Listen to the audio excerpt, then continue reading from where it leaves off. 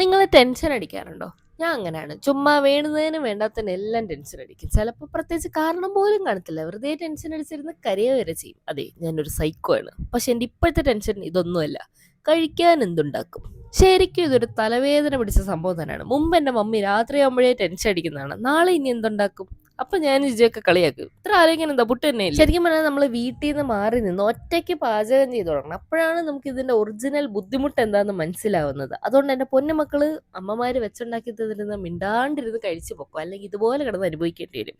എന്തായാലും എൻ്റെ ഇന്നത്തെ തലവേദന ഇവിടെ കഴിഞ്ഞിട്ടുണ്ട്. ഞാൻ നേരെ ഷോപ്പിൽ വന്ന് എൻ്റെ രാവിലത്തെ ക്ലീനിങ് സെക്ഷനൊക്കെ കഴിഞ്ഞ് ഇപ്പം ഞങ്ങൾക്ക് ഓഫ് സീസൺ, അപ്പം നമുക്ക് തന്നെ വലിയ വർക്കോ കാര്യങ്ങളൊന്നും ഇല്ല. അപ്പം ഇങ്ങനെ എല്ലാവരും റെസ്റ്റൊക്കെ എടുത്തിരിക്കുകയായിരുന്നു. പിന്നെ ഇതെൻ്റെ ഒരു പുതിയ നല്ല ശീലമാണ്. ഞാൻ ഇപ്പോൾ ഡെയിലി ഒരു 2 തൊട്ട് 3 ലിറ്റർ വരെ വെള്ളം കുടിക്കുന്നുണ്ട്. അപ്പോൾ മാക്സിമം എല്ലാവരും ഹൈഡ്രേറ്റ് ആയിട്ട് ഇരിക്കാൻ നോക്കുക. ഞങ്ങളുടെ വർക്കൊക്കെ കഴിഞ്ഞ് ഞങ്ങൾ നേരെ ഇറങ്ങി. പിന്നെ രാത്രി ആയപ്പോഴത്തേക്ക് പെട്ടെന്ന് എനിക്കൊരു ഷാർജ കുടിക്കണം എന്ന് തോന്നി. അങ്ങനെ ഞങ്ങളൊരു ഷാർജയൊക്കെ കുടിച്ച് പോയി. അപ്പോൾ അത്രയ്ക്കുള്ളൂ ഗൈസ്. ഓക്കെ.